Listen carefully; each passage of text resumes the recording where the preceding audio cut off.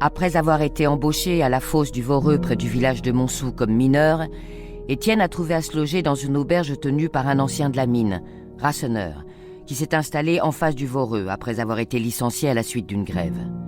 Il a 2 chambres. La seconde est occupée par Souvarine, un Russe qui a dû fuir son pays après un attentat manqué contre le tsar. Souvarine est machineur. Le soir, l'aubergiste et les 2 ouvriers discutent politique. Étienne s'enflamme aux idées d'un certain Pluchart et d'une toute nouvelle association internationale des travailleurs qui vient d'être créée à Londres. La lutte du travail contre le capital les rassemble, même si l'idéalisme d'Étienne se heurte souvent au désabusement de Souvarine. Mais pour l'heure, c'est jour de fête au village, et tout le coron s'y rend, bien décidé à oublier la mine le temps d'une danse.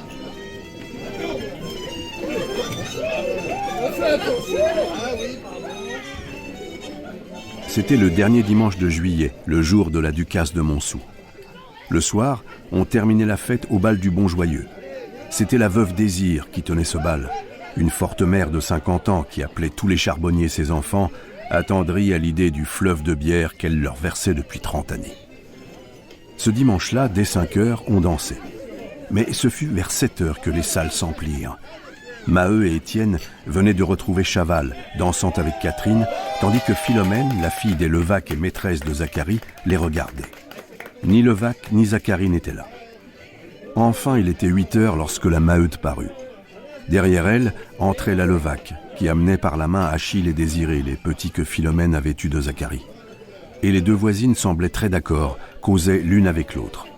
En chemin, la Maheude s'était résignée au mariage de Zacharie, désolée de perdre le gain de son aîné, mais vaincue par cette raison qu'elle ne pouvait le garder davantage sans injustice.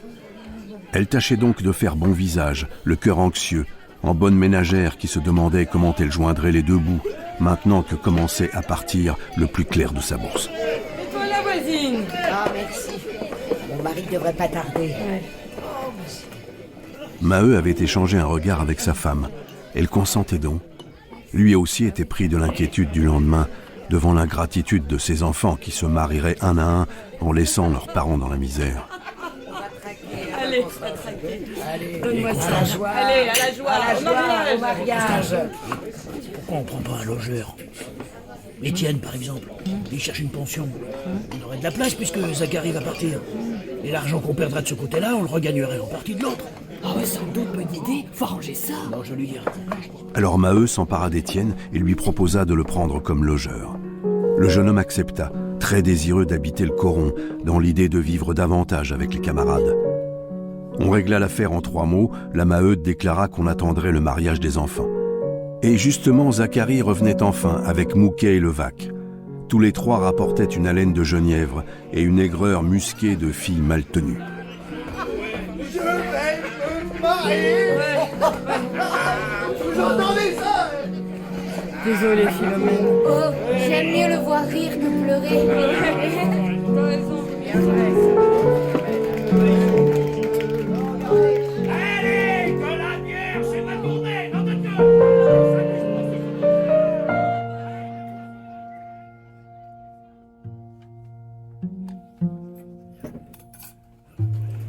Vers le milieu d'août, Étienne s'installa chez les Maheu. Maintenant, chaque soir, on s'attardait une demi-heure avant de monter se coucher. Toujours Étienne reprenait la même causerie. Est-ce qu'on est des bêtes pour être ainsi parqués les uns contre les autres, si entassés qu'on peut changer de chemise sans montrer son derrière aux voisins? Madame, si on avait plus d'argent, on aurait plus d'aise. Tout de même, c'est bien vrai que ça ne vaut rien pour personne de vivre les uns sur les autres. Ça finit toujours par des hommes saouls et par des filles pleines. Et la famille partait de là, chacun disait son mot. Non, sûrement la vie n'était pas drôle. On travaillait en vraie brute à un travail qui était la punition des galériens autrefois. On y laissait la peau plus souvent qu'à son tour. Tout ça pour ne pas même avoir de la viande sur sa table, le soir. Sans doute on avait sa pâtée quand même. On mangeait, mais si peu, juste de quoi souffrir sans crever. Quand arrivait le dimanche, on dormait de fatigue. Les seuls plaisirs, c'était de se saouler ou de faire un enfant à sa femme. Encore la bière vous engraissait trop le ventre, et l'enfant, plus tard, se foutait de vous. Non, ça n'avait rien de drôle. L'embêtant, voyez-vous, c'est lorsqu'on se dit que ça ne peut pas changer. Quand on est jeune, on s'imagine que le bonheur viendra, on espère des choses, et puis la misère recommence, toujours. On reste enfermé là-dedans. Moi, je ne veux de mal à personne, hein, mais il y a des fois où cette justice me révolte. Bon, faut cracher sur rien. Une bonne chope est une bonne chope. Les chefs, c'est souvent de la canaille, mais il y aura toujours des chefs, pas vrai? Inutile de se casser la tête à réfléchir là-dessus. Comment? La réflexion serait défendue à l'ouvrier? Eh, justement, les choses changent. L'ouvrier réfléchit aujourd'hui. Est-ce que tous les citoyens ne sont pas égaux depuis la Révolution? Puisqu'on vote ensemble, est-ce que l'ouvrier devrait rester l'esclave du patron qu'il paie? C'est pour ça, nom de Dieu, et pour d'autres choses que tout pètera un jour, grâce à l'instruction. On n'a qu'à voir dans le Coran. Les grands-pères n'auraient pu signer leur nom. Les pères le signent déjà, et quant aux fils, ils lisent et écrivent comme des professeurs. Ah, ça pousse petit à petit. Dès qu'on bouge, on vous rend votre livret. Mais Dieu a raison. Ce sera toujours le mineur qui aura la peine, sans l'espoir d'un gigot de temps à autre en récompense. Encore si ce que les curés racontent était vrai. Si les pauvres gens de ce monde étaient riches dans l'autre. Ah oui, les curés. S'ils croyaient ça, ils mangeraient moins et ils travailleraient davantage pour se réserver là-haut une bonne place. Non. Quand on est mort, on est mort. Oh, mon Dieu. Alors c'est bien vrai, nous sommes foutus, nous autres. Ah, voilà encore des idées. Est-ce que vous avez besoin d'un bon Dieu et de son paradis pour être heureux? Est-ce que vous ne pouvez pas vous faire à vous-même le bonheur sur la terre? D'une voix ardente, il parlait sans fin. C'était brusquement l'horizon fermé qui éclatait. Une trouée de lumière s'ouvrait dans la vie sombre de ces pauvres gens. L'éternel recommencement de la misère, le travail de brute, ce destin de bétail, tout le malheur disparaissait comme balayé par un grand coup de soleil. Et sous un éblouissement de féerie, la justice descendait du ciel. Puisque le bon Dieu était mort, la justice allait assurer le bonheur des hommes en faisant régner l'égalité et la fraternité. N'écoute pas, mon homme. Tu vois bien qu'il nous fait des comptes. Est-ce que les bourgeois consentiront jamais à travailler comme nous? Mais la Maheude aussi finissait par sourire, l'imagination éveillée, entrant dans ce monde merveilleux de l'espoir. Et ce qui la passionnait, ce qui la mettait d'accord avec le jeune homme, c'était l'idée de la justice. Ça, vous avez raison. Moi, quand une affaire est juste, je me ferai hacher. Et vrai, ce serait juste de jouir à notre tour. Oh, tonnerre de Dieu. Je suis pas riche, mais je donnerais bien 100 sous pour ne pas mourir avant d'avoir vu ça. Oh, quel chambardement. Hein? Mais ce sera pour bientôt. Comment s'y prendra-t-on? Étienne recommençait à parler. La vieille société craquait, ça ne pouvait durer au-delà de quelques mois, affirmait-il carrément. Sur les moyens d'exécution, il se montrait plus vague, mêlant ses lectures, ne craignant pas devant des ignorants de se lancer dans des explications où il se perdait lui-même. Tous les systèmes y passaient, adoucis d'une certitude de triomphe facile, d'un baiser universel qui terminerait le malentendu des classes.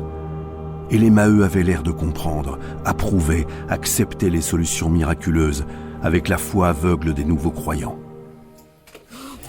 9 heures passées, est-il permis? Jamais on se lèvera demain. Souvent, à ces causeries, des voisins se pressaient. L'influence d'Étienne s'élargissait, il révolutionnait peu à peu le coron. C'était une propagande sourde, d'autant plus sûre qu'il grandissait dans l'estime de tous. La Maheude le traitait avec considération, en jeune homme qui la payait exactement, et elle lui faisait chez les voisines une réputation de garçon instruit dont celle-ci abusait en le priant d'écrire leurs lettres. Aussi, dès le mois de septembre, avait-il créé sa fameuse caisse de prévoyance, très précaire encore, ne comptant que les habitants du coron. Mais il espérait bien obtenir l'adhésion des charbonniers de toutes les fosses. On venait de le nommer secrétaire de l'association, et il touchait même de petits appointements pour ses écritures. Cela le rendait presque riche. Il se paya des vêtements de drap et une paire de bottes fines, et du coup, il passa chef, tout le coron se groupa autour de lui.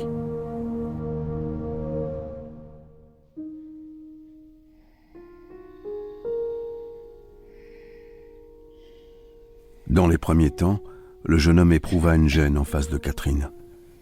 Au coucher, au lever, il devait se déshabiller, se rhabiller près d'elle. La voyait elle-même ôter et remettre ses vêtements. Il affectait de se détourner, mais il la connaissait peu à peu. Les pieds d'abord que ses yeux baissés rencontraient, puis un genou entrevu lorsqu'elle se glissait sous la couverture. Puis la gorge au petit sein rigide, dès qu'elle se penchait le matin sur la terrine. Elle, sans le regarder, se hâtait pourtant, était en 10 secondes dévêtue et allongée près d'Alzire. Mais au bout du premier mois, Étienne et Catherine semblaient déjà ne plus se voir, quand le soir, avant d'éteindre la chandelle, ils voyageaient déshabillés par la chambre. Puis, la chandelle éteinte, ils comprenaient qu'ils ne s'endormaient pas, qu'ils songeaient l'un à l'autre malgré leur fatigue. Dans l'obscurité, elle restait comme morte. Mais il entendait qu'elle ne dormait pas non plus. Et il le sentait, elle songeait à lui, ainsi qu'il songeait à elle. Des minutes s'écoulaient, ni lui ni elle ne remuaient, leur souffle s'embarrassait seulement, malgré leur effort pour le retenir. À plusieurs reprises, il fut sur le point de se lever et de la prendre. C'était imbécile d'avoir un si gros désir l'un de l'autre, sans jamais se contenter. Pourquoi donc bouder ainsi contre leur envie? Mais il n'alla pas la prendre, et elle ne se retourna pas, de peur de l'appeler.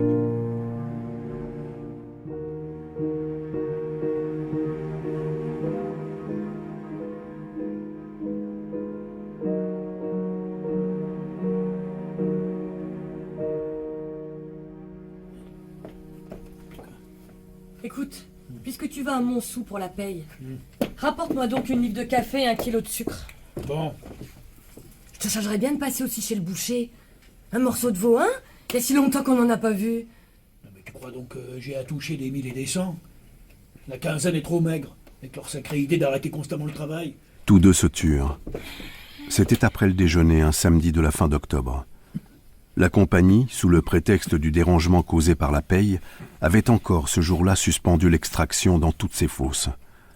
Saisie de panique devant la crise industrielle qui s'aggravait, ne voulant pas augmenter son stock, elle profitait des moindres prétextes pour forcer ses 10 000 ouvriers au chômage. Tu sais qu'Étienne t'attend chez Rasseneur. Emmène-le, il sera plus malin que toi pour se débrouiller si l'on ne vous comptait pas vos heures. Et cause donc à ces messieurs de l'affaire de ton père. Le médecin s'entend avec la direction. N'est-ce pas, vieux, que le médecin se trompe, que vous pouvez encore travailler? Ça fait seulement 10 jours que vous êtes cloué sur cette chaise. N'est-ce pas que vous pouvez encore travailler? Et bien sûr que je travaillerai. On n'est pas fini parce qu'on a mal aux jambes. Tout ça, c'est des histoires qu'ils inventent pour ne pas me donner la pension de 180 francs. Quand je pense aux 40 sous, vous ne rapporterez peut-être plus jamais. Oh mon Dieu! Nous serons bientôt tous morts si ça continue. Mais quand on est mort, on n'a plus faim.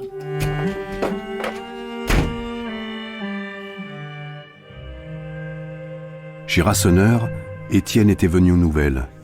Des bruits inquiétants couraient. On disait la compagnie de plus en plus mécontente des boisages. Elle accablait les ouvriers d'amendes. Un conflit paraissait fatal. Justement, lorsqu'Étienne arriva, un camarade au retour de Montsou racontait qu'une affiche était collée chez le caissier. Mais il ne savait pas bien ce qu'on lisait sur cette affiche. Un second entra, puis un troisième, et chacun apportait une histoire différente.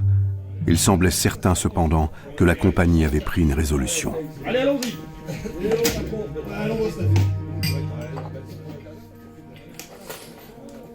Souvarine, qu'est-ce que t'en dis, toi? Je dis que c'était facile à prévoir. Ils vont vous pousser à bout.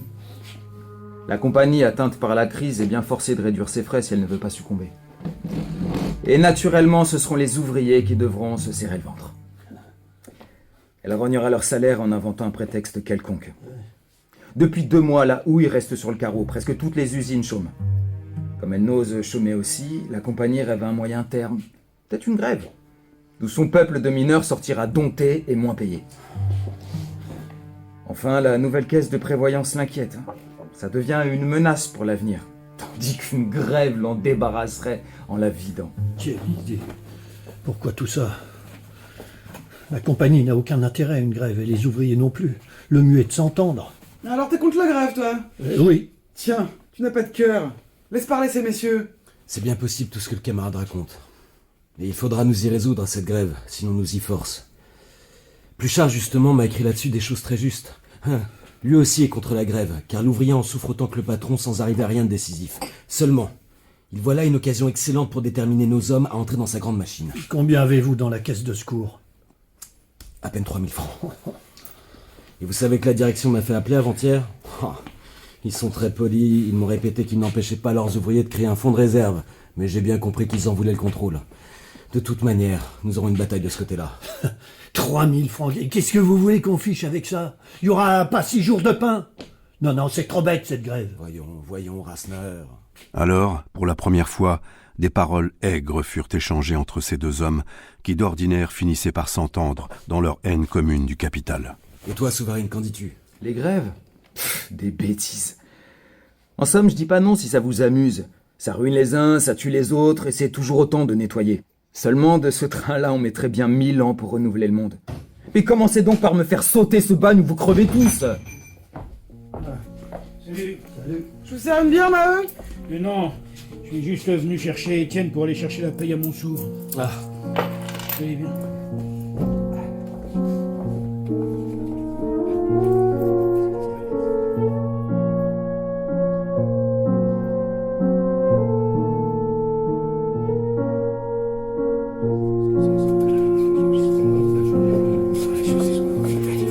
Étienne, lis-nous dans ça. Avis de la compagnie aux mineurs de toutes les fosses. Devant le peu de soins apportés au boisage, la compagnie a pris la résolution d'appliquer un nouveau mode de paiement pour l'abattage de la houille. Désormais, elle paiera le boisage à part au mètre cube de bois descendu et employé en se basant sur la quantité nécessaire à un bon travail. Le prix de la berline de charbon sera baissé dans une proportion de 50 centimes à 40. La compagnie appliquera ce nouveau mode de paiement à partir du lundi 1er décembre. Nom de Dieu, jamais on ne rattrapera avec le boisage les 10 centimes diminués sur la berline. C'est une baisse de salaire déguisée. Nom de Dieu. Mais nous sommes des gens foutres si nous acceptons ça. Maheu et consorts, veine filonnière, taille numéro 7. Maheu et consorts, veine filonnière, taille numéro 7. 135 francs. Ah, pardon, monsieur. Êtes-vous sûr que vous vous êtes pas trompé? Non, je ne me trompe pas. Il faut enlever 2 dimanches et 4 jours de chômage, donc ça vous fait 9 jours de travail. Et n'oubliez pas les amendes. 20 francs d'amende pour boisage défectueux. Le haveur eut un geste désespéré. 20 francs d'amende, 4 journées de chômage. Alors le compte y était. Lorsqu'il aurait remis leur part à Zacharie, à Étienne et à l'autre camarade qui remplaçait Chaval, il lui resterait au plus 50 francs pour lui, son père, Catherine et Jeanlin. À la fin, le prenez-vous? Vous voyez bien qu'un autre attend. Si vous n'en voulez pas, dites-le. Je le prends. Attendez, j'ai là votre nom. Toussaint Maheu, n'est-ce pas? Oui. Monsieur le secrétaire général désire vous parler. Moi? Oui, entrez. Il est seul. Étourdi, l'ouvrier écouta pendant 5 minutes le secrétaire général. Mais le bourdonnement de ses oreilles l'empêchait d'entendre. Il comprit vaguement qu'il était question de son père, dont la retraite allait être mise à l'étude pour la pension de 150 francs, 50 ans d'âge et 40 années de service. Puis, il lui sembla que la voix du secrétaire devenait plus dure. C'était une réprimande. On l'accusait de s'occuper de politique. Une allusion fut faite à son logeur et à la caisse de prévoyance. Enfin, on lui conseillait de ne pas se compromettre dans ses folies, lui qui était un des meilleurs ouvriers de la fosse. Certainement, monsieur le secrétaire. J'assure à monsieur le secrétaire.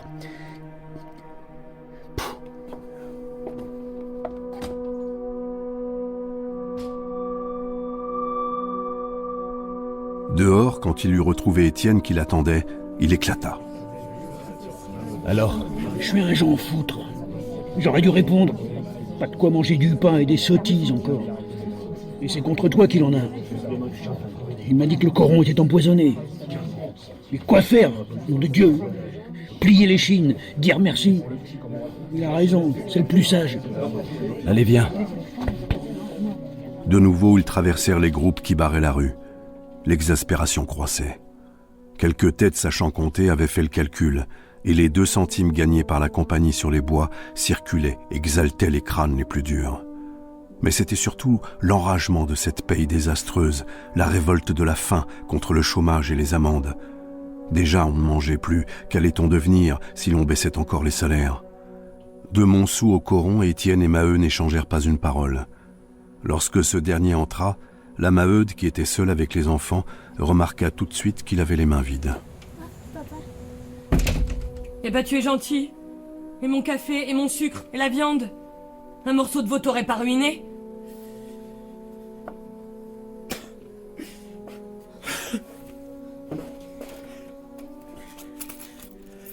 Putain, voilà ce que je te rapporte.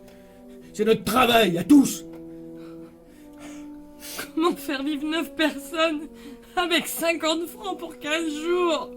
Et du coron entier monta bientôt le même cri de misère. Les hommes étaient rentrés, chaque ménage se lamentait devant le désastre de cette paye. Des portes se rouvrirent, des femmes parurent, criant au dehors, comme si leurs plaintes n'eussent pu tenir sous les plafonds des maisons closes. Elles s'appelaient sur les trottoirs, elles se montraient dans le creux de leurs mains, l'argent touché. La Maheude était sortie comme les autres. Un groupe se forma autour de la levaque. Dire que j'ai vu ce matin la bonne Déhennebeau passer en calèche. Ouais, la cuisinière dans la calèche à 2 chevaux, allant à Marchienne pour avoir du poisson, bien sûr. Une clameur monta. Cette bonne en tablier blanc menée au marché de la ville voisine dans la voiture des maîtres soulevait une indignation. Lorsque les ouvriers crevaient de faim, il leur fallait donc du poisson quand même. Et les idées semées par Étienne poussaient, s'élargissaient dans ce cri de révolte. L'injustice devenait trop grande. Ils finiraient par exiger leurs droits, puisqu'on leur retirait le pain de la bouche. Le soir, chez Rasseneur, la grève fut décidée. L'aubergiste ne la combattait plus, et Souvarine l'acceptait comme un premier pas. Si, les amis, si elle veut la grève, la compagnie aura la grève. Oui, oui. Si elle applique ses nouveaux tarifs, alors elle verra. Elle verra.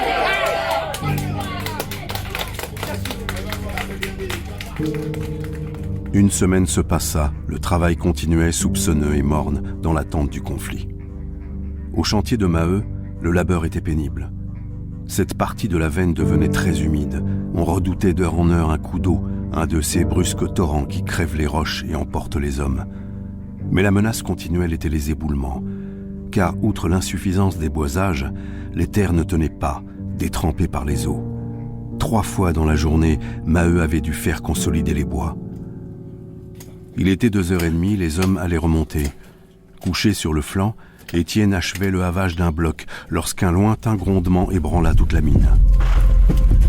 Gaston, c'est un éboulement. Vite, vite. Suis-moi. Ça va, papa? Ça va, vite. Tous dégringolèrent, se précipitèrent, emportés par un élan de fraternité inquiète. Ils couraient à la file le long des voies, l'échine pliée. Lorsqu'ils arrivèrent à la cheminée, ils s'y engouffrèrent, ils tombèrent les uns sur les autres. Ce fut Bébert, le fils des Levaque, qui annonça la triste nouvelle. Jean-là est dessous. Jean-là est dessous. Nom de Dieu.